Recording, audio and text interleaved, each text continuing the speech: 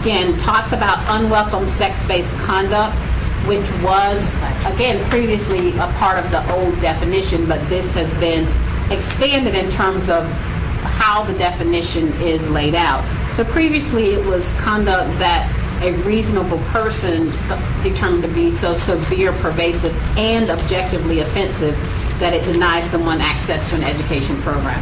Now the standard is that it is subjectively and objectively offensive, meaning to the person who is experiencing it, and is so severe or pervasive that it limits or denies a person's ability to participate in the educational program. So in 2020, as Mara mentioned, the definition got a little tighter. It was severe, pervasive, and objectively offensive. Now it has broadened subjectively and objectively offensive, subjectively to that person, objectively kind of the reasonable person, and then it talks about severe or pervasive. So the definition has changed some. And then we have in here some of the... I'm sorry to interrupt you. Tell me where you are. I apologize. I came in late. No problem. This is on page 1, 2, 3, 4. And we're on 1710, 42. I'm sorry, yes, ma'am, 1710. Okay. All right. Number 2, it's strikeout, and then it goes to hostile environment harassment. Okay. I was scrolling and couldn't. I apologize. No. I'm sorry I was late. Thank you. So we laid out here some of the fact-specific inquiries that are a part of Title IX with regard to determining whether there is a hostile environment under sexual harassment. And those factors are really good information to help people really see and understand what would be of concern here and what we'd be looking for when we are assessing a sexual harassment claim. And then number 3, again, information that we already had in our policy, but there are specific offenses in the Violence Against Women's Act that are of themselves considered to be sexual harassment. And so we help to clarify that. These are the specific offenses that are there.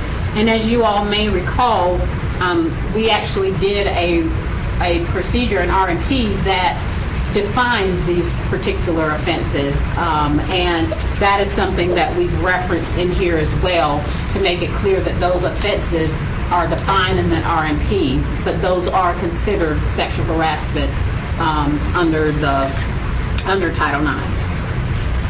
So then the other type of sexual harassment that we've laid out here is sexual harassment under Title VII, and this is sexual harassment in employment.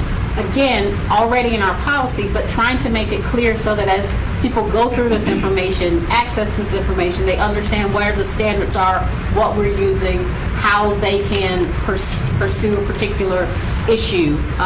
So the sexual harassment in employment under Title VII, number 4, talks about prohibited sexual harassment in employment, includes these particular provisions, including unwelcome conduct, which is either of a sexual nature or is directed to a person because of their sex. And then it talks about submission made explicitly or implicitly a term of the person's employment. Again, this sort of quid pro quo sexual harassment, or it's made as a basis for someone's decisions about employment, yet submitting to that conduct, or it unreasonably interferes with an employee's work performance or creates essentially a hostile environment. So again, very similar standards, but 2 different federal statutes that we're looking at here. One thing that we noticed, the next paragraph here, I'm going to ask that you strike that paragraph and get permission from you to strike that paragraph. It's a repetition. It was the one that I cut and didn't turn green. I think I got caught up on it not turning green and and didn't make sure it was stricken here. But this next paragraph is a repeat of the paragraph at the beginning that we talked about. Which number is that? This is right before number 5. It starts, sexual harassment may be committed by members of the same sex. Still on page 4, I believe. We're on page 5. I'm sorry, 5, thank you. Let's move to page 2. Thank you. Secretary. Acting Secretary Hershey, thank you very much. Again, you'll see here that we've struck gender-based harassment because of the incorporation into the overall definition of sex discrimination. And then the rest of the policy remains the same. I believe at the very end, we may have added in, I can't remember if we did. No, I think we left everything the same throughout the rest of the policy. We will take questions. This is the meatier kind of provision here in terms of the policy changes that we brought forward to you. Mara is available for any questions that you may have. We'll start over here with Dr. Ng and work this way. Okay, thank you. I just wanted, first of all, thank you for slicing and dicing this policy. It's very, very difficult to follow, but you explained it very well. But in page 3, just wanted to double check. What was it? Under the quid pro quo harassment, explicitly or impliedly, is that a, I mean, I've never heard of that word, but impliedly, is that a word? It is. I don't disagree that it doesn't quite roll off the tongue. And even when reading that regulation, I had to read it a couple times. But yes, it expresses as explicitly or impliedly. So in trainings that we're developing in coordination with employee relations and the Office of Equity Affairs, we're really trying to emphasize to staff and readers of this policy that certainly overt this for that harassment constitutes quid pro quo harassment, but also suggesting that you might get a benefit contingent on unwelcome sex-based conduct. Putting pressure to engage in that conduct also is now explicitly part of quid pro quo harassment under the regulations. No, go ahead. I agree with where you're going. Yeah. No. I mean, I have lots of other questions, but I mean, one of the things I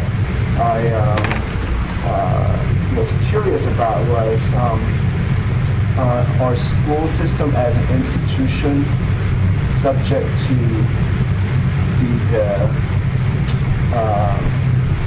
charged with discrimination or sex-based harassment and so forth. Meaning, can school systems be held to account if their employees engage in that misconduct? As a system by itself. Yes, as a system, and this predates these specific regulatory changes, under Title IX, school systems have an obligation to respond when they know or reasonably should know of violations of Title IX. So in the procedures and in specifically the grievance procedures, we'll spell out exactly what process should be followed when someone makes a complaint under Title IX. Even the definition of complaint, the form of that complaint under the new regs has been broadened. It used to be that you had to submit a formal written complaint. Now it's any form of complaint. So a school system can be held to account if it is deliberately indifferent, that's the term of art under Title IX, to allegations of violations of Title IX that it was aware of or should have been aware of. So that liability can be imputed to the school system. Okay. And I just want to make sure I was clear on that because I wasn't sure based on the reading of it. But certainly, my reading, my take of it, based on my, looking at this is, I do have concern about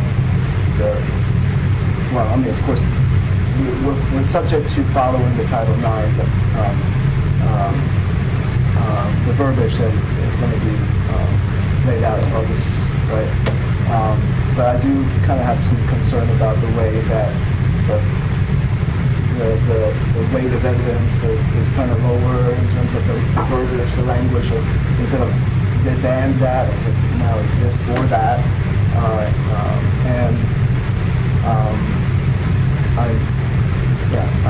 I do know that we have to be, because we are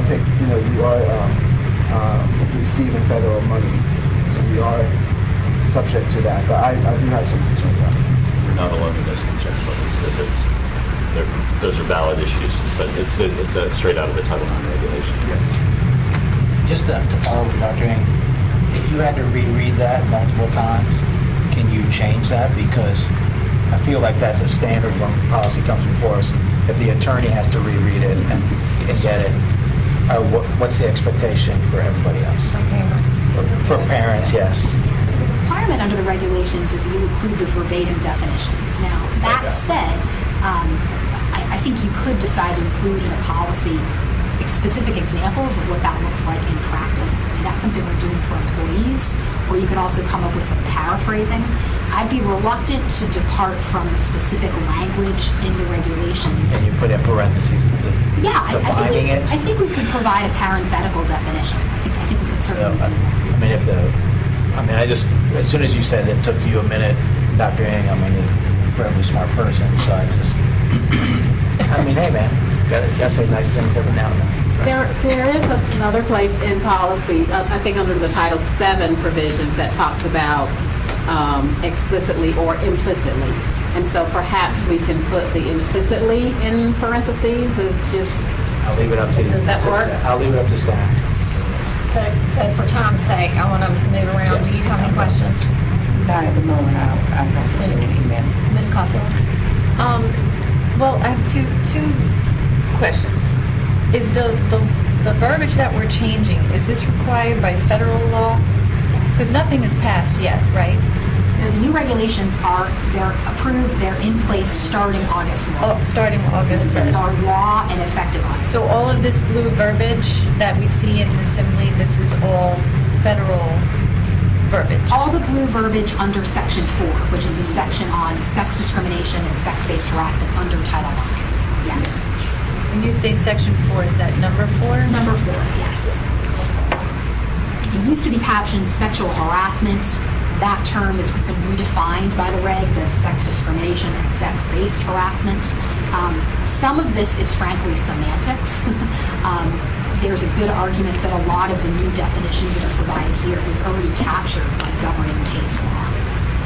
But the definitions have caught up in some respect with case law, at least in the Fourth Circuit. So that's one of the things that concerns me with, you had to read it like so many times to try and understand it, dissect it, and I know things get moved around, so sometimes that does cause a little bit of confusion trying to read it. So some of it to me sounded very open-ended. So that to me leaves us open to a lot of incidents.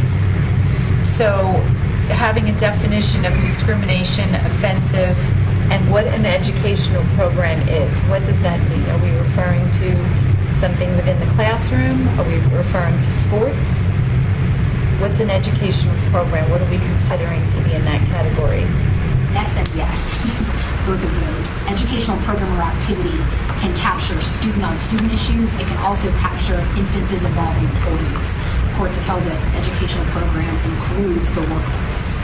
So employees might have a cause of action under both Title VII and Title IX.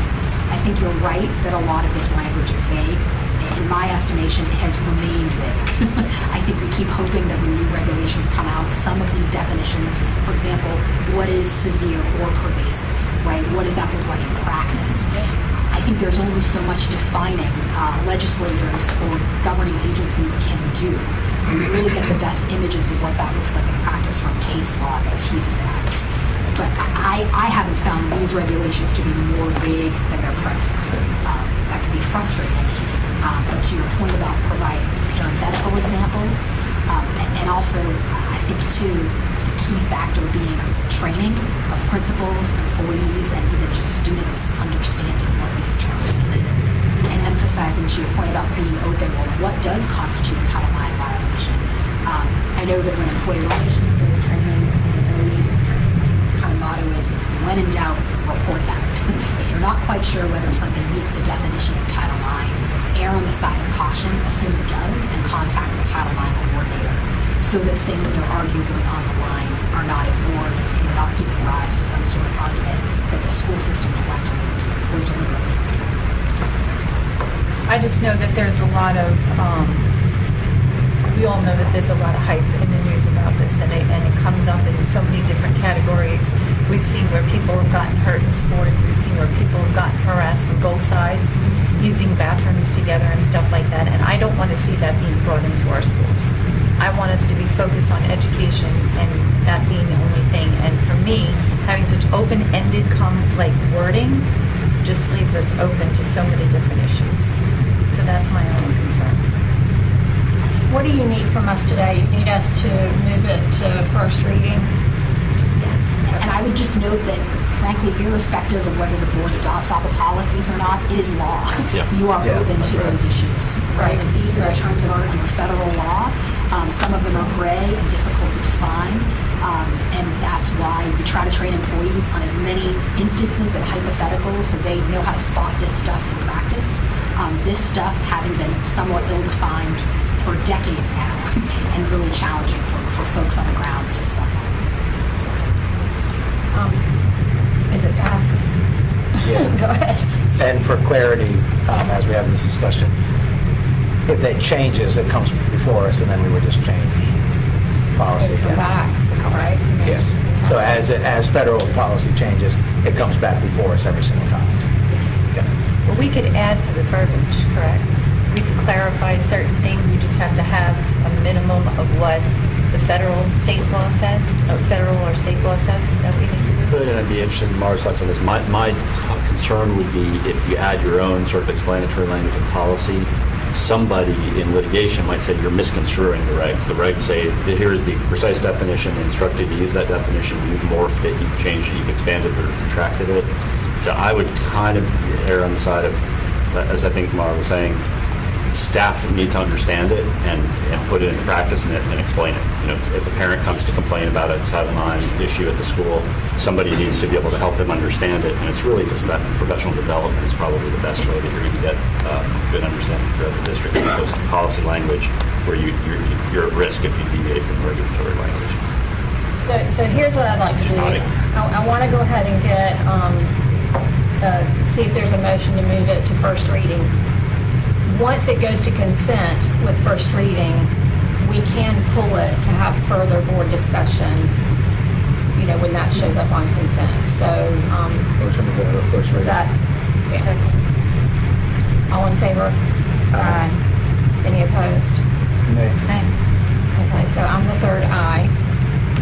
Did you capture that? All right, let's move to 17, 20, 40, 15, 72, 25.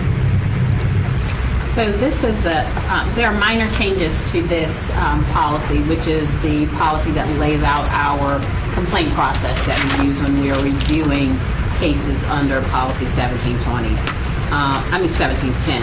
What you'll see here is that we again change the language to say sex discrimination or sex-based harassment, using that language that is now the terminology in Title IX. One of the other things that we do is to talk about any allegations of sex discrimination and sex-based harassment should be routed to the appropriate Title IX coordinator. And that is because, as you all may know, we have Title IX coordinators to deal with allegations related to employees, volunteers, those folks, and then Title IX coordinators who deal with allegations where the perpetrator is a student, that's alleged. So that's the language that we put in there. And then we struck the language in here that talks about decision makers and some of that process, because essentially we are saying, look at the Title IX complaint procedure that we have to talk about how we will review any sort of cases under Title IX. Other than that, let's see. On the third page, again, we changed the language from sexual harassment to sex-based harassment under Part C1, subsection D. And on the fourth page, under Part 3, or number 3, we change it from sexual harassment to sex-based harassment again. And I believe those are the only changes that are to Policy 1720, the complaint procedure. All right, does anybody have any questions about this set? Motion to move to first reading. Second. All in favor of moving to first reading? Aye. Any opposed? Nay. I know I'm an aye. All right, 7510. Okay, 7510 is a policy that we brought to you guys, gosh, it feels so long ago now, when we first started doing our leave policies.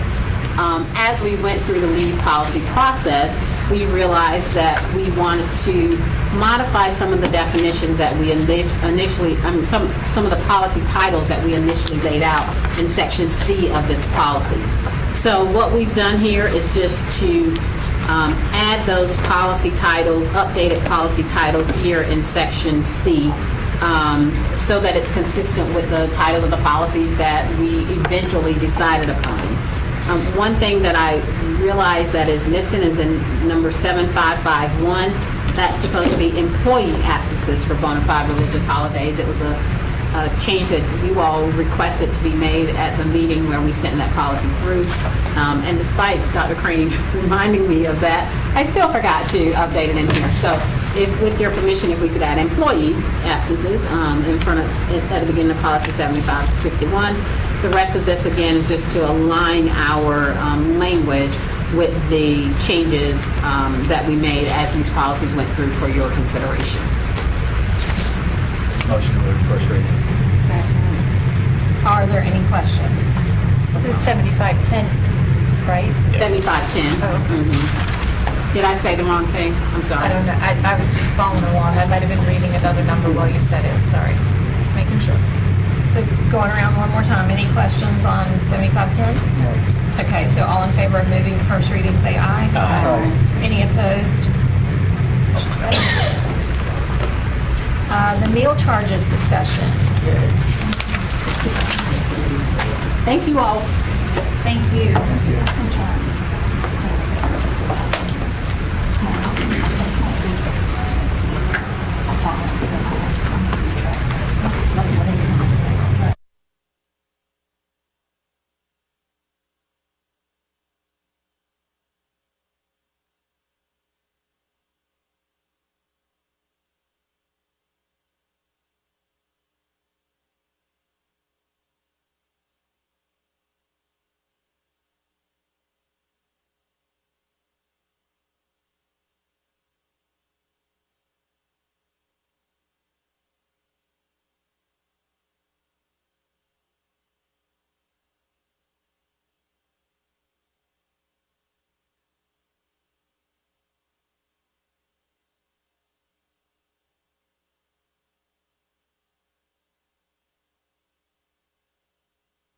Material for this, policy 6220, operation of child nutrition services, which includes the meal policy, meal charge portion that's on page 2, and it includes our current revisions for that.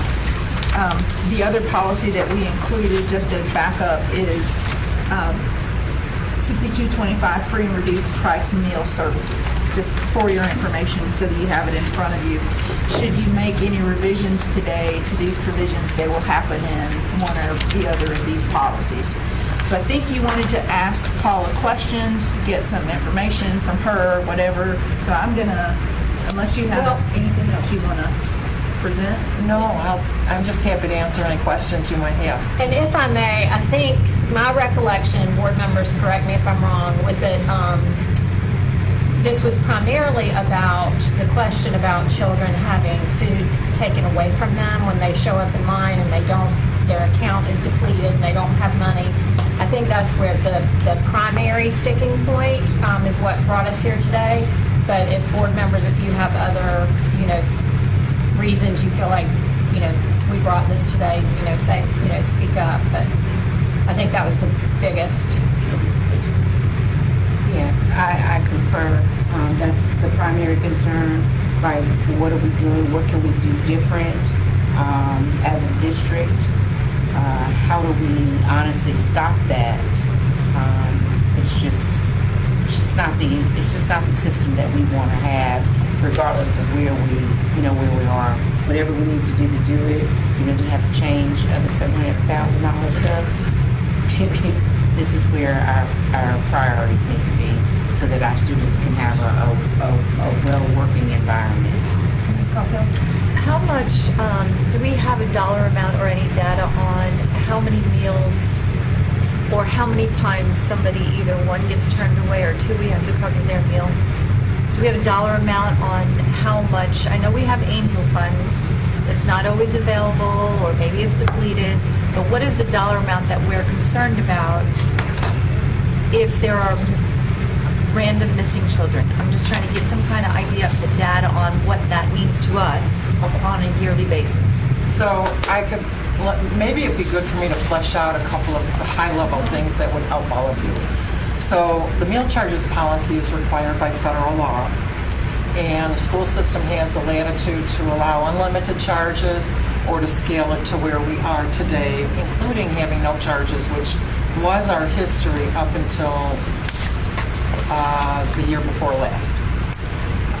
And so, as part of the meal charges policy, first of all, the board determines what the policy will be. If there are meal charges that accrue during the year and they're not paid down by the end of the school year as of June 30th, the federal law also requires that the school system pick up the cost of all unpaid balances. So that's an important part of this because at the end of the year, effectively, the school system needs to write a check to CNS for all of those unpaid balances. As for the alternate meal that students are relegated to as part of our meal charges policy, year to date, we've served about 8,500 of those. Before we allowed meal charges, the number was actually closer to 70,000 a year. So implementing the meal charge policy has actually helped remedy that to some extent, but still when the maximum value of the meal charge policy is reached, which is the value of 3 days lunches and breakfasts based on the paid lunch price and breakfast price for the grade level and for the student, then that's when the alternate meal is effectively used when there are no angel funds. When I last checked the balance of angel funds across our school system, that was right before we talked about meal charges. We had $39,000 in angel funds spread across the system. 50 of the schools had no balance. About 20 to 25 had less than $10. Approximately 20 to 25 had between $10 and $25, and then it scaled up from there. There's a couple that have a pretty sizable amount of funds that they'll probably not work through. So that's where a vision came up and bubbled up, for me, where is there a way for us to look at a district-wide fund that all of our cafe staff could potentially tap, but our technology system we have to make sure it will work and maintain the integrity of reporting and cash management, because that's a top-level priority of ours. And right now, those angel funds are school-specific. They're all over the place. sitting in an account within a school, yes. Right, but they're not shared between schools. No. Olds Elementary isn't going to cover meals at Millbrook Elementary. That's correct. Okay. Sam, If I may add, I think it is important to recognize that some of our donors want specifically to donate to a school Right. and support a school. It's even gotten down to donate for a classroom. We don't manage to the classroom level. So let me go around. What I'm going to do is Mr. Hershey, then Dr. Ng, we go around this way again. So you said 70,000 meals or $70,000 worth of meals? Which was it? As far as before we had a limit on, I think that's how you describe it. Those were the alternate meals. And if you'd like, I can share information about where we are with meal charges, if that helps. I think and Ms. Rice can correct me if I'm wrong, but I think we were looking. Correct you right now. I think we were looking for the total dollar amount. Were you looking for? I want to know the total dollar amount of what we're short. So if one school had $100 built up of unpaid meals, what is it for the county? I think we want like a bottom line number. So if we I think take, you need to go back to what it was when there wasn't, and the district had to pay for it, and now we've got a new policy that reduces that amount. So I think that's the question. Before the change, how much was the district having to pay for those meals that students were charged? So, if say the 68,000 meals were in fact the alternate meals that were given had a value of $3, then it's, So you were talking about the number of meals. It used to be 70,000 meals. Yes. And now it's down to about 10,000? about 8,500. Okay. It's alternate meals. And I think, again, that's because of the flex that the meal charges policy is provided. Dr. Ing, Yes. go ahead. So, Roughly $200,000. thank you. With the recent the news about the CEP expansion, have you kind of done a study on how would that impact this particular issue that we're talking about? So I'll share with you some information. I don't want it to confuse you, but I will try to use it as a way to inform you. What's important to know is with our current meal charge policy, our debt as we sit today is $19,000. If meal charges were open to, if all students took advantage of the maximum allowable amount at the end of the year and did not pay those down, it would be about 1.5 million. The number of students that currently have a charge balance it's approximately 3,500 right now. Those balances go anywhere from 5 cents upward to their maximum. The number of paid eligible students that have the potential to charge is about 101,000 students. So right now, the meal charge debt that we transferred to the school system last year was about $23,000. I will say, and I am at ease in going on the record, our families have been exceptionally responsible and done what they need to do to pay down meal charges. But we have information from other districts that I can share with you as well in terms of what their policies are and what they've experienced when they have created more latitude for meal charges. And I think it might be good to look at that, only because at the end of the year, the school system would have to come up with a source of funding to offset that cost. So, Julie, if you wouldn't mind.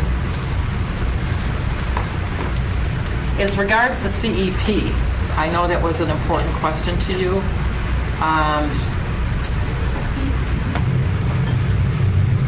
The number of paid eligible students that will be going on to CEP next year, so they'll be getting their meals for free, is about 4,900. So if you think about the 101,000 currently that are paid, 5,000 effectively go on to CEP. So the transfer of responsibility, potentially, the potential impact, financial impact, will be negligible as those students move off. And that's primarily because the majority of the schools that we're going into CEP with already had a very high percentage of students that qualified for free meal benefits. And you really don't see a huge impact until you start getting deeper into the schools in the district that do move to CEP. Ms. Rice?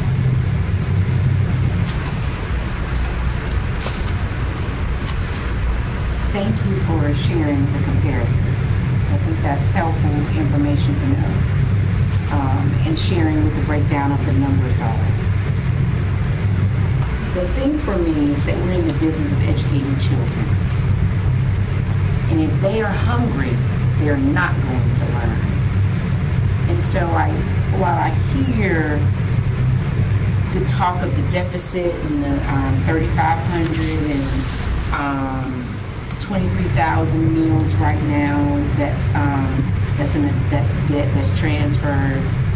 My concern with us as a board, if we're going to spend money in other little stuff that we don't talk about earlier today, feed these children. Nobody don't care about nobody getting on a bus. Feed these babies so they can learn and not be hungry during the day. I'm a magnet kid. I'm on a bus at 5:55 in the morning. I eat lunch at 10 o'clock in the morning. I'm out of school at 2 something in the afternoon. I have extracurricular activities. And as a child, my story is I'm passing out at school. My mother has no idea why I'm passing out at school. We go to the doctor. You know what the doctor says? She's not eating enough throughout the day through her activities. Fortunately, my mother could afford to buy me more food to make sure I had stuff packed for the day. We're in a crisis in this county. We're in a crisis in this state.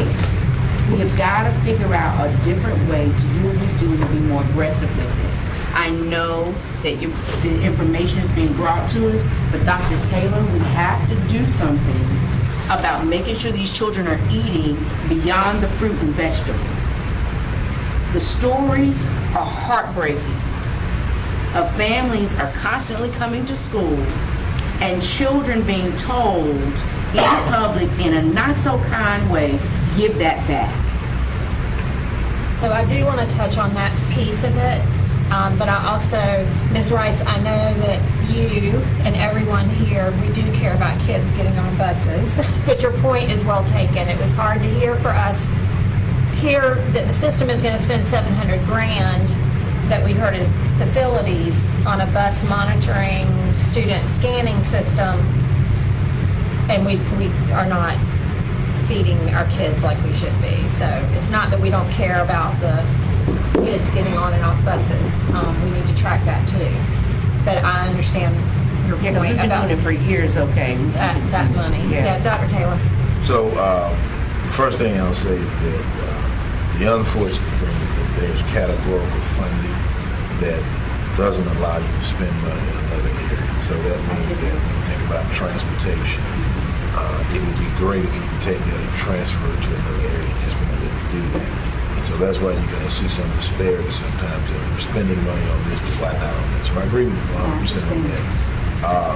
The other thing I would caution the board about is that I would assume I wasn't here, and probably, I don't know if anybody was here at the time, but if there was a change to the policy to go from unlimited to a restricted amount, I would assume that was for a fiscal reason.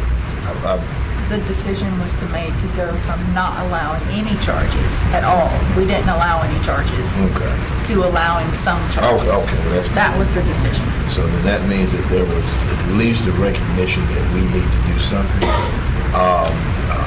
What I do know and understand is that if you take the cap off, then that creates some unpredictability of what those charges might be. So I do like the idea that there is some level. I think our big focus needs to be on how we put in systems to where this is not an issue. So we talk about the Angel Fund, we talk about other efforts that we can do to support schools that don't have that. I think there's a ton that we can do to prevent a school or a school district or children from being in that position in the first place. And I can tell you that that is the work that has always pushed me. But I would certainly want to know if the board made a decision like that. The only thing that we'd have to do is determine what that financial cost is going to be, because it's going to come at a cost. And so as a board, you all get to decide how we spend money. We just simply make recommendations. But I understand everything that you're saying, and we do have to feed our children. So to me, it is about how we determine what kind of work can we do to mitigate this in the first place before we commit ourselves to a financial burden that we may not have to take if we do the I understand. Do you have a follow-up? Yes. No, but I want to wait Go till ahead. she's... Yeah, so one to say, please understand that I'm well informed about how we do business, that we can't take one money that's budgeted for somewhere and put it somewhere else. What I am saying is the things that we can do, that we really, if we're going to make recommendations, make extreme impactful recommendations. That's going to get us somewhere. But we're looking at only 12 schools out of 197 that CEP, and we know we have a crisis across the district. I'm a little weary about that. Like how many, I think we talked about at the board meeting, what are our really strategic efforts and marketing that we're doing to expand that? And I think we may be working on that. I'm not opposed to caps that make sense. but only 3 days of a cap to give a family enough time to bring that down or to create an environment where we have partners that will do the angel food funding for all of our schools across the district. We have plenty of workarounds or partnerships that can possibly happen around that so that the children get a full meal and not just limited to fruits and vegetables. And I did hear the cost that was shared prior to, I did hear all of that, and I'm willing to utilize networks that are within my legal rights to encourage them to feed children. When we know we have food banks, so many people that are constantly dealing with food insecurities across the county, well, we can figure out something, is all I'm saying. Mr. Hershey? Did you want to go? Because I already... Well, I didn't, go ahead. All right. Why do they lose the main meal versus the fruits and vegetables? So why do we what? I didn't hear, we didn't Why, hear. who elect, like, is that policy that we take away the main course of the meal and not the fruit and vegetables? You as a board can choose what you would like to do. The outcome, whether financial or otherwise, rests with the school system's budget. So my presence really is to just share with you what I know about the policy. So But I there's think a the lot of question is, latitude. the first 3 meals, they can charge full meals, correct? It's after the third day that they now get an alternate meal, the fruits and vegetables, right? Right, so that alternate meal has been like historical since before I came. I believe it was probably chosen because it's not the quick go-to, the thing that students might like and actually just opt for.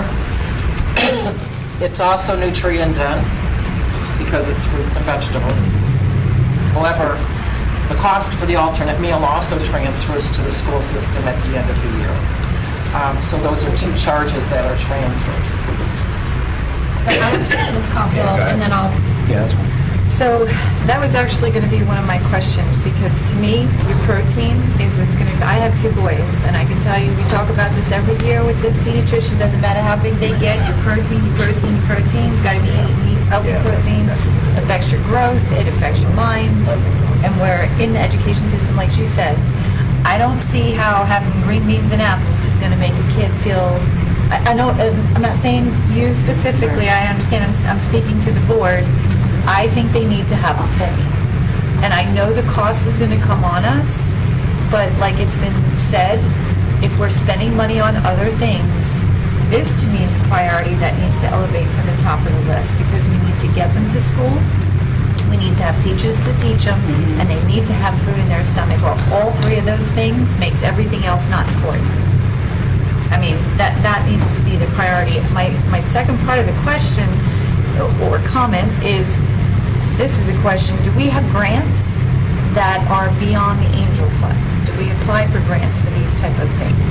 Since we know we need the money and it's not in our budget. In my history, I've never seen a grant that funds this type of purpose. Yeah, I mean, I don't know of any specific grants that Wake County's done, but there are all sorts of efforts that you can do to raise capital to supplement something like this. I mean, there's so many organizations out there that are feeding the homeless, feeding, McKinney Bento, like all these different things. Dr. Robinson has, go ahead. Yeah, one of the things that I would share is that we need to be sure that we have our advanced department look into that and see if we can find out any information, and then we'll be able to bring it back and put that down. And I would just like to ask the board if we can make a policy to make sure that we get a full meal on, not just this, where it says on here, what part of the policy. I don't know where this part of the policy The meal falls. charges. But can it be still within reason, within the days, a couple of days value, maybe beyond the 3? I mean, that's And something work we with the can look at. family. I mean, because I'm not being unreasonable, but I think 3 days is still a little touch and go for a lot of families that would actually need it. we're not talking to families that pack their kids a lunch every day and that can afford to put $50 on their accounts and just re-up it every time. We're talking about vulnerable families who we know are utilizing these resources and letting things lapse over time because they honestly can't pay it. And then I know for a fact that they're not as knowledgeable that there's a stop. They think that their kids are still eating even though they're having financial challenges, because I've had to talk to some of those families, only for them to find out they now understand what their child is saying when they say, Mommy, Daddy, they made me put it back, and they were elementary child. And their budget was there, it wasn't there, and they had, over $20 outside of the cost of the day. So I just know these are realities. And this is not something that we're supposed to walk out of here today with anything set. It was a discussion item, and I want to spend about 10 more minutes, and then I want to get to the rest of our agenda. Dr. Ng. I agree with Ms. Rice about looking at some partners, that we can do some kind of fundraising, perhaps. We can still have the local angel funds that people want to designate specifically to their school, whatever. But if there was an institutional-wide fundraising effort that involved some partners, maybe we can have a bigger pool of money to dip into if we need to. And then, in terms of the food that we would provide for free, if it were possible to provide some kind of a protein, I think that is worth. In terms of nutrient dense, I think having protein is better than having fruit and vegetable, which is a large percentage water. Mr. Hershey. So I think it would be helpful, it's been sent out before, but where we can pull money switching to facility sites, and, a fraction of that would pay for like 5 years of this if we want unlimited. Go ahead. And so, and I'll let David kind of respond to this, but I'm assuming that the majority of that flexibility is going to come from recurring expense or your local funds. You can spend it literally on anything that you want, but most of the state and federal money is going to be calibrated to where you probably couldn't spend it there, but on the recurring expense side, you can do what you want. But yeah, and I would just echo and reinforce what Dr. Taylor shared. If the board is desirous of finding a source of funding to meet the nutrition needs of the students as we're discussing, it's likely going to need to either be from a third party, as most recently discussing the form of a grant, gift, etc., and or combined with some sort of local funding. And that local funding would have to be within the operating budget, or it's also called the local current expense. It's another term for the operating budget. Granted, the district and the board effectively receives a significant amount of annual funding for our CIP program. That's what I was going to say. And so this would require discussion between this board, the Board of Commissioners, and obviously Superintendent, County Manager, to coordinate. And it's not just shift $1 from here to $1 from there, because the source that supports the ultimate Wake County revenue source that supports the CIP program is a combination of both cash. Cash is what funds the operating budget funding we get from the county appropriation, but also debt. And the county and the county's lenders are not going to want to provide or use debt funding to cover operating costs, because there's no security in that, if you will. No lender would do that. It's not just Wake County, it's lenders.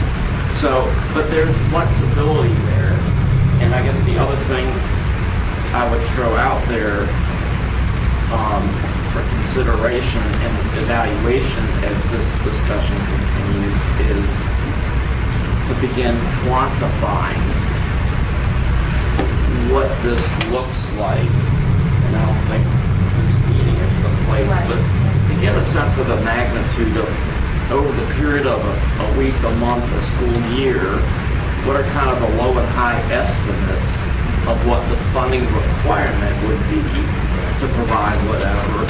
And that's sort of one bit of information, if you will. And then kind of know this number or range, and then what are potential sources for that. Yeah, that would be fantastic. Whether that's grants or local current expense. And you're, I think, reasonably familiar with that, having gone through now for a second time as the new board members, the better part of another operating budget, and still have a hard working head. So just my information. So real quick, I'm just going to raise this. This is kind of for staff, but also as Ms. Caulfield and I have talked about it, and it's not necessarily within this policy, but it's part of meals, and we've talked about waste. A group toward zero waste, I can never say that word right, is working to bring us a pilot program that Guilford County has. Guilford County uses the share, a simple gesture in Guilford County schools to save unopened food and to be able to distribute it. They're going to be bringing to us a proposal for a pilot program. I'm meeting with them on Friday, so if I can get from staff, who do I direct them to have that conversation? It's probably within the next 2 or 3 months is when they're looking to do it, but I just wanted to put that out there. The other thing is, whatever number we come up with, we cannot have this process play out in the middle of a lunch session. So if they get to whatever number we come up with, whether it's 8 or 10 or whatever, they can't have their meal taken away in that moment and then calls made. It's got to be, we have to change the overall process. They get that meal for the day, and then afterwards, there's the conversation with family of how do we address this. And the last thing is, have we ever asked schools that have the Angel Fund or families to give? Because sometimes we just don't make the ask. And if all the schools are asking for their individual fund, but we change it to a county one, I don't know if we've ever said, would you please donate to a county one because it impacts other schools significantly more than your school. So, before you answer that That's it. hypothetical, Yeah. my question is, what will it take for us to start a district-wide Angel Fund? Is that complicated? Do we just decide to start one? In my world, I'm going to say, I don't believe there's really anything that kind of stops me, but I have the technology piece. I just want to make sure that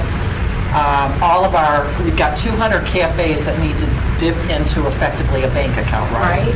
And I need to make sure we have high integrity on 200 people going into an account.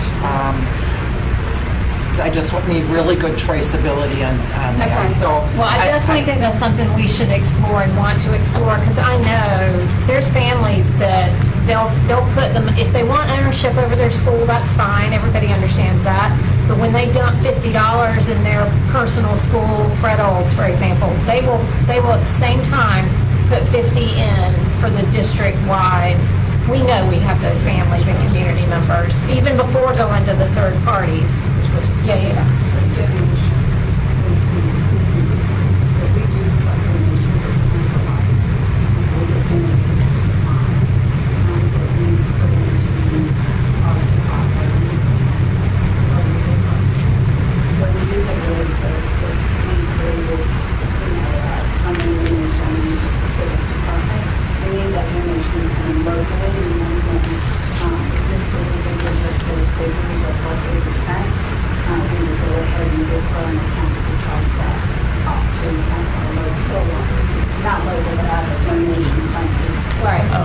So, Mr. Luca, I wouldn't want to ask you to do that before you're ready as far as managing it, because I hear you.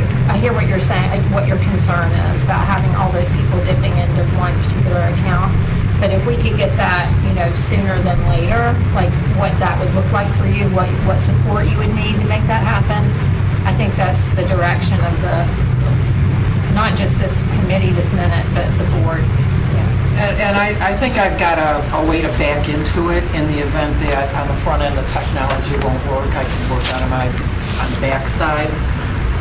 Really what we need is communication to families and to constituents, community groups that CNS is not necessarily tagged into. Right. So that we've got actually a school system. It's really the village working together, I think, because CNS is just CNS. So is that something we could prioritize, that we can reach out to partnerships or maybe put out some kind of communications thing? Yeah, I mean, we can Times of always year? do the work to engage our public about working with us, making donations, whatever kind of fund we would like to set up. I just don't see that as a problem. I believe that we have a lot of altruistic people in the district that are definitely willing to contribute something. And so again, I think Lucas said it best. We serve at the pleasure of the board. So all I will do is just make recommendations about, give information about what your decisions may be. So that means that now we know we have a 3-day limit where a kid can eat for 3 meals, and then they go into the other mode. If you expand that, this simply means possible charges that they incur now increases. Take the cap off of that, and that doesn't mean there's going to be $20 million a year, but the board's has a desire to remove these kind of barriers. That's what we got to work toward. I absolutely understand about a kid coming through the line and having a meal taken away. I think there's tons of things we can do to mitigate that to where that doesn't even happen. There's a way that we can know that before they ever get to the line. But ultimately, I know for the board, this is a priority. You guys know it's a priority for me. And so it's just simply making sure we understand what the financial implications are. But in the operating budget, you got $701 million you get from the county. Spend on whatever you want.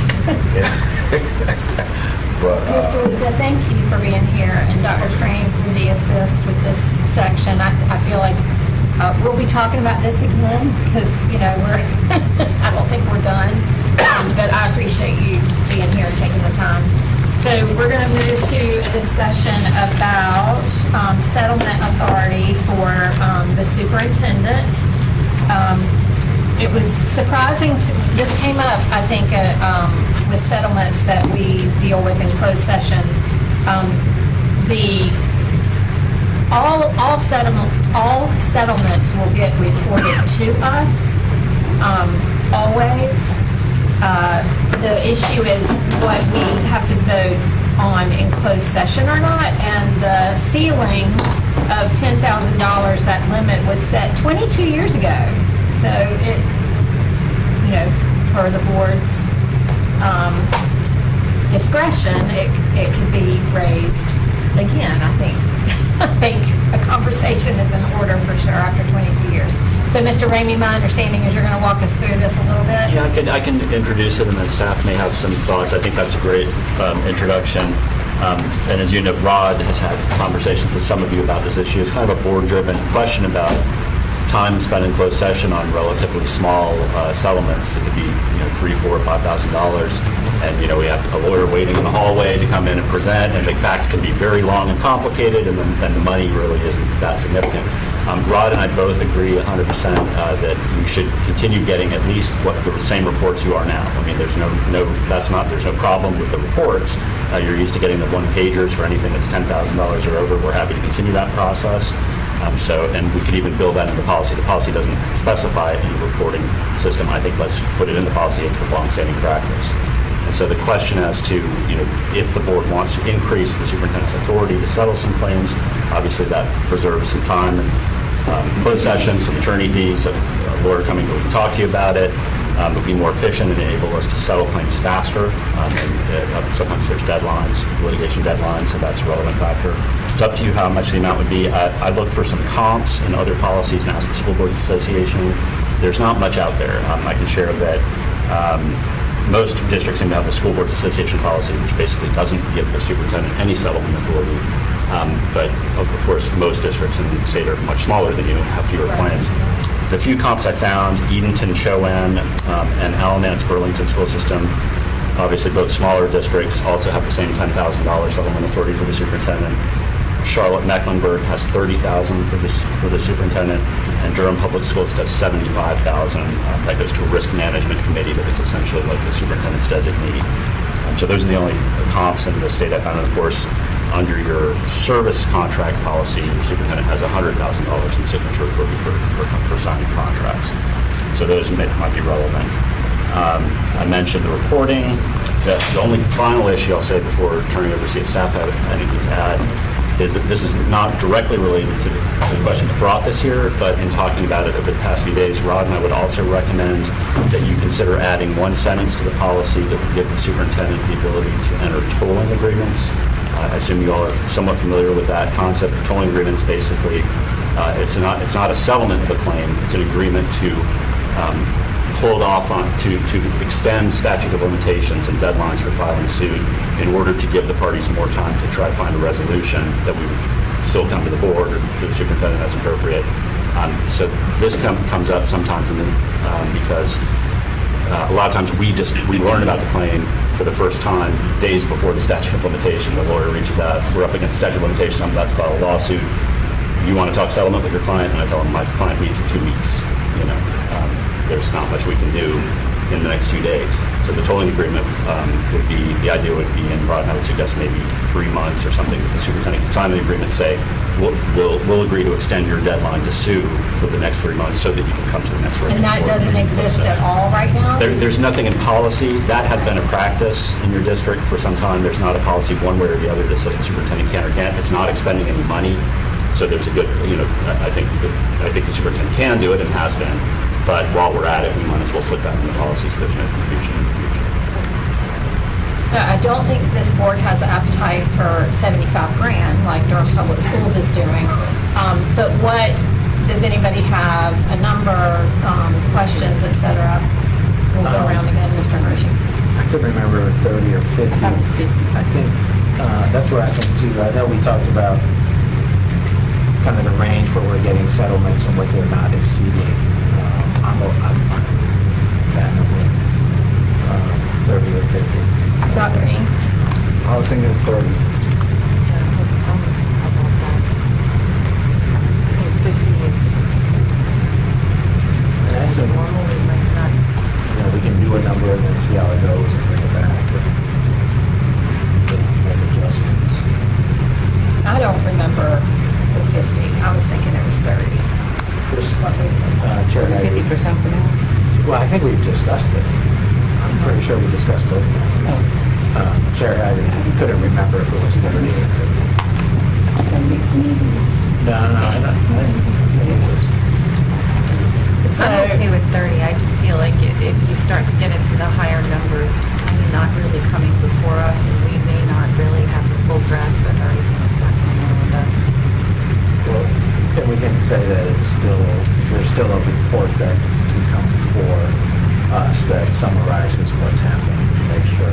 Do we need to have that in policy? Yeah, I think we would add it. We could bring this back for your next policy committee. I think. Okay. Go ahead. It's this established practice. Let's put it in the policy. And it's a good idea. You should know about settlement claims even if you're not approving them because they are lawsuits.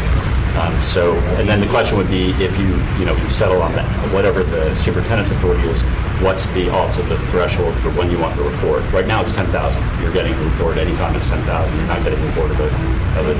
It's under. Right. So you could keep that, or you could raise the limit since you're raising the superintendent's settlement authority. It's up to you. I think we should keep it because I really do think that we need to stay aware of what's happening. Yeah, I agree. I agree with But I that. thought that was the conversation, though. This is what I recall, that the conversation was 50, but we would still have a recap of what happened and what was going on, because we raised the question of staying abreast Yeah. and staying in it versus keep coming back over things that we knew was kind of normal, and I thought that we felt like we could. Yeah. Right, so it's giving Dr. Taylor the authority to Yeah. settle without bringing it to us for a Constantly, vote. 'cause it's- But I agree with Ms. Caulfield. I think it was you initiated the discussion. It doesn't really matter, but to have it in policy also, that everything gets reported. That's right. But above 10,000. Yeah. Rod and I would be perfectly comfortable with keeping that as the status quo. It's good for you to be informed of that. We already have a process with one-pagers, but that stays the same. And then the question, if that's where you want to keep the reporting requirement threshold the same, the question is how much do you want to raise the superintendent's So authority? this is going to come back to policy anyway? Yep, bring it. Should we just put 30 and then have the conversation? Yeah, that was I wanted to clarify that I heard you say that. Rather than trying to vote, or you asking us to vote to move it first reading, you're just, we're going to bring it back to policy. I'd say we just want to have the conversation, see, let you talk it through, see where you're like. No, So I'm- Are you I'm comfortable with thumbs the up. towing agreement as well? Yes. For up to 3 months? Yes. Okay. That's a good question. Yeah, of course. So just to be a little data driven, if we take it to 30, if we look at, or if you look at a review of what we've done so far, is it usually above 30, a little above 30, or a little under? Because if we're only going to take it up just because of a number, but we're still getting It them to might keep not coming change back. practice. That's why I remember 50, because Right. we were at those ranges that we were hearing, and so why, if it's gonna still be at that range when we kind of settle And I would- at 30, 35, then it's gonna still end up right back in our that's the way to go, lap. make it data driven. And I would rather have the other board members that are not here, I'd rather have their input before we set that number. So yeah, so let's just So bring it back. we bring back with a blank, next policy committee, I can bring a red line, we'll leave a blank for that number. Yeah. We'll see if we can get some data on what's been arranged for the past couple of years. And so the median. For the median, just some number. I think that's great. And then, but it will build in everything else, the $10,000 reporting threshold and the total rate. Yes. Okay. Agreed. So that's 3 changes like that. Yeah. Thank you. That are basically we already did. Right. Does that make sense? Yeah. Dr. Robinson, who do we have for graduation requirements? 3460. Dr. Crane, hey. We're going to bring to the table Dr. Brian Johnson. He is the Senior Director, Secondary Regional Achievement School Support Region 1. Hello, you're our graduation This is our first time having Dr. Johnson here at the table with us, so we welcome him. He has done this many times in 2 other districts, presented to boards both in Wilson and Johnston. So this is not a new task for him, but it is our first time having him here. And I want to acknowledge this is also the last time that you will have Crystal Reardon at the policy committee table, because she retires effective this Friday. Congratulations. Yeah, congratulations. I told her I wanted to make sure I got her on the agenda at least one more time before They she are left. bleeding every drop of juice out of this time. Every drop of juice out of this time. So I'm going to turn it over to Brian, who's going to walk us through a revision to our graduation requirement policy based on new statute changes. And I am the vice chair of policy, Lynn Edmonds, and I'm not normally here, but acting as chair today in the absence of Ms. Mahaffey, who chairs this committee. So thank you for being here, and go for it. And good afternoon. Thank you, Vice Chair, Committee members, and Dr. Taylor for having me this afternoon. As Dr. Crane stated, we do have a revision for graduation requirements, that is policy 3460 in front of you. The House Bill 259 passed in September and had immediate action for the School Board Association to make this revision for graduation requirements. In front of you, you have the changes to that policy 3460. In red are the School Board Association revisions. In green are the items that have been moved to other sections, and then within the blue are our revision and/or additions for this policy. I can dive deeper into that, or if you want to go straight into Just to clarify, the red is from the School Boards Association coming directly from the new legislation.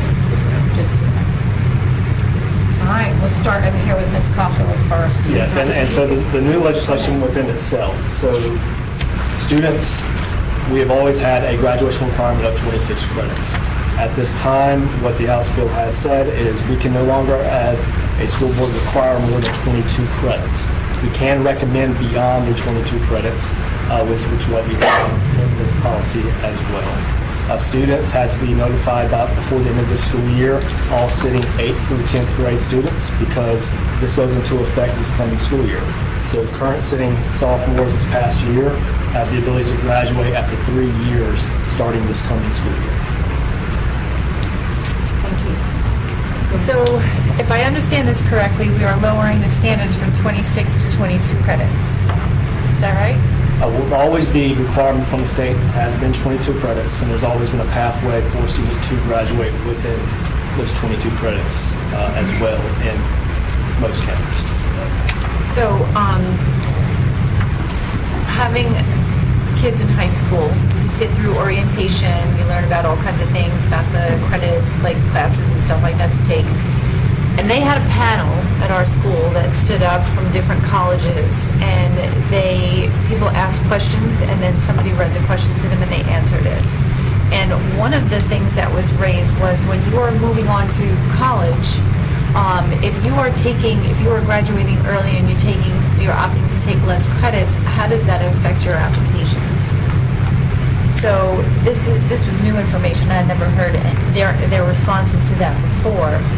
And I'm worried that this does not reflect their answers and that it'll affect people making decisions going forward that might change their outcome. Does that make sense? So, yeah, so if you're asking, are you asking, there is a reserve scholarship fund that if students opt into this, that they can apply for that 4th year. And so they can receive funding to go to an approved institution in North Carolina and have a transition year into a college or an institution or an internship or certification program. Ms. Rice? So, I think from what I'm reading, just for clarification again for me, the state requirement now will be 22 credits. Wake County is recommending the 26. If the students complete the 26 of the state requirement, even though they are in a Wake County school, will they still be able to graduate with their diploma? And so with changing these credits, have we decided to build a robust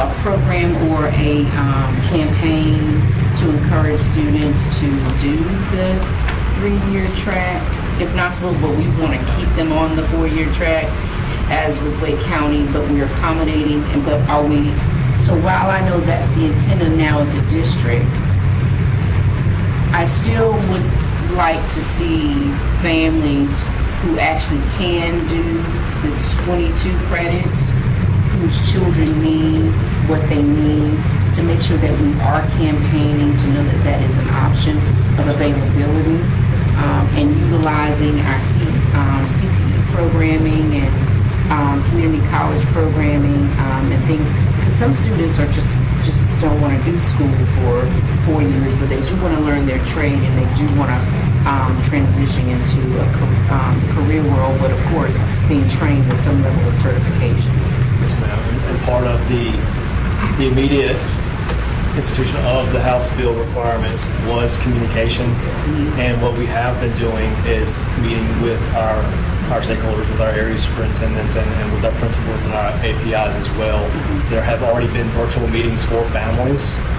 There have already been recordings as well that have been put on websites to inform people of this possibility. As of right now, that application went live on May 3rd. We have 110 applicants over high schools right now, over 12 high schools.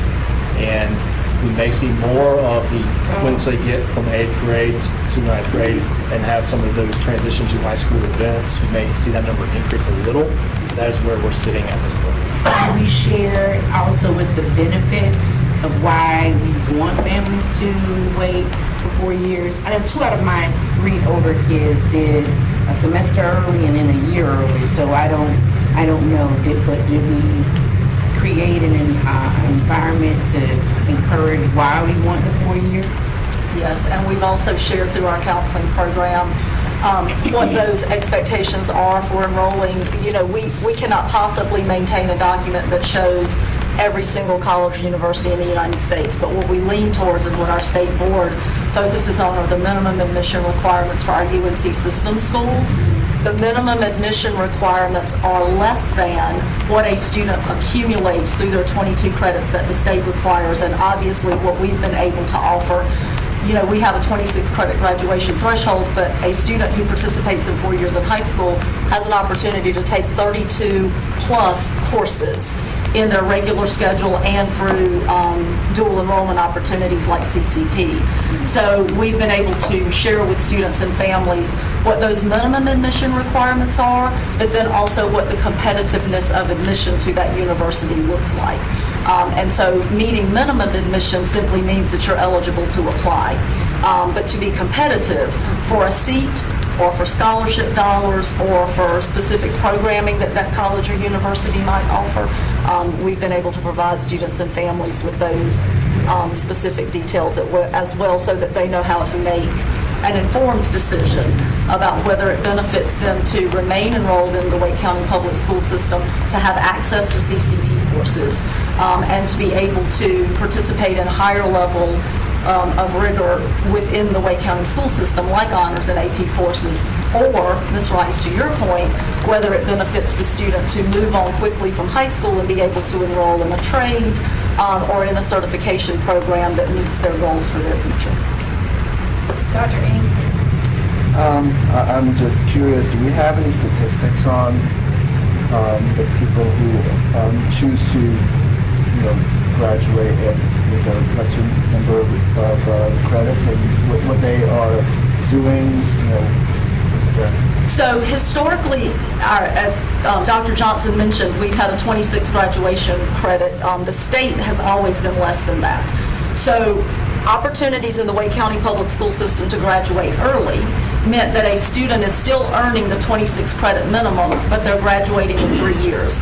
And the district and schools have worked with those families individually to help them accumulate those credits at a more rapid pace in order to be able to meet their future goals. When we have had students that were not part of an alternative program or an application school, which those have historically been the 21 or 22 credits, that are graduating with less than the 26, it has been students that were what we call off cohort. They were not going to graduate successfully in 4 years without reducing their requirements, and so it's not really an apples to apples comparison. We won't start any data around what students are doing in those various scenarios until we have our first cohort of students who are graduating early with 22. And this 22 credit program is actually more rigorous than that model as well. Right. Because you will be having to double up on core classes. You will be doing certain electives and pathways in a faster path.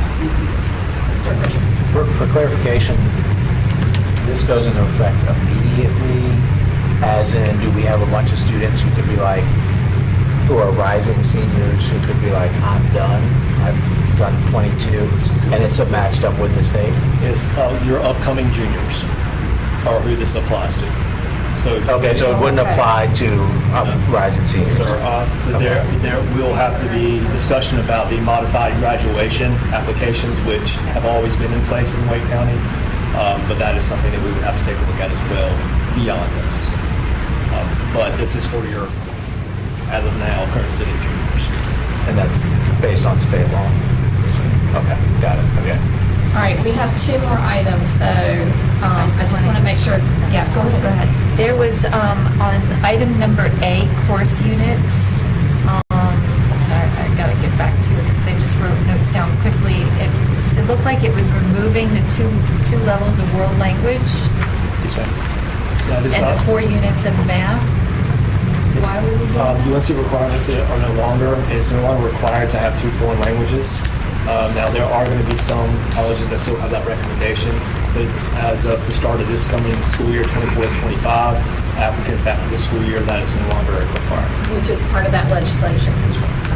the other reason we struck the rest of that sentence, that math requirement's still in place, but removing that sentence just takes all the specifics of what minimum admission requirements are out of our policy and allows them, the minimum admission requirements, to change without us having to revise our policy every time. That may or may not change. I will say as a point to note that we do update that annually and with specificity in our high school program planning guide. So students do have a way, and families have a way annually to see that outlined, but to Dr. Crane's point, it just minimizes the need to update policy so frequently. Anybody else? Okay. And we need to move this to first reading? Okay, so is there a motion? Motion to move to first reading. Okay. Second. All right, all in favor, say aye. Aye. Any opposed? Okay. Thank you. Thanks, you guys. All right, we've got 4240 and 7312, child abuse and related threats to child safety.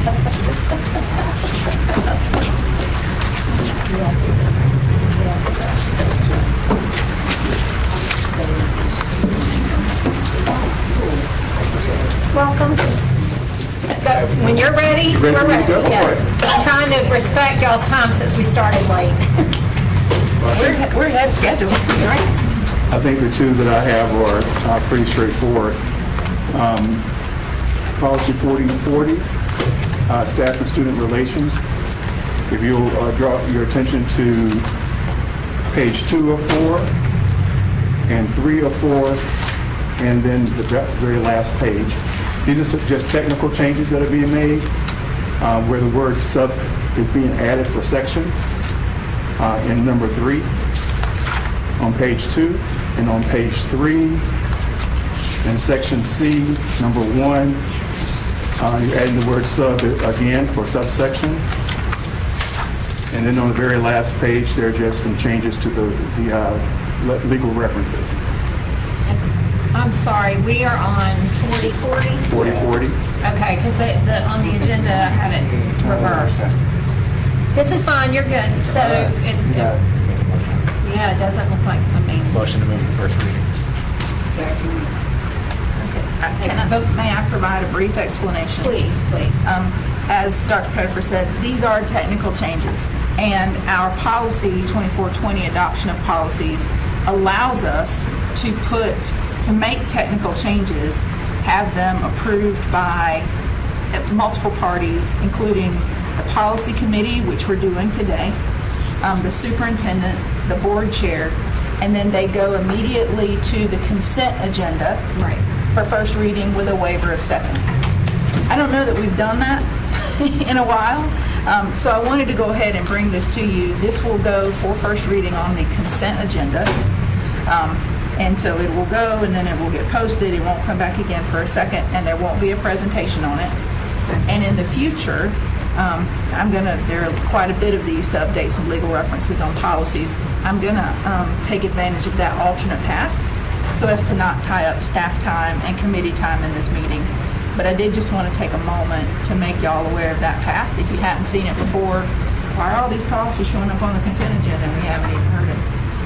That's why we're going to try to take advantage of the consent agenda and technical changes, which is allowed by our policy. Okay. Thank you, Dr. Crane. So we had a motion from Mr. Hershey and a second from Ms. Rice. Before we vote, does anybody have any questions for Dr. Crane? Yeah, Dr. Green. Is it possible to make a notation of that in the consent agenda? Yes, So that we know for sure. in the précis that will be submitted, it will say these are being submitted as technical changes under policy 2420, adoption of policies, which allow that they go on the consent agenda. So that verbiage will be on there, for sure. That's a great suggestion. If it wasn't already in the works. Thank you, Dr. Ng. Okay, all those in favor of moving 4040 to first reading, say aye. Aye. Any opposed? Okay, and then do we still have the Yes. child abuse and related to, okay. Yes, we do. Yeah, so child abuse and related threats to child safety. I'll draw your attention to the technical change that's on page 5 in the section H.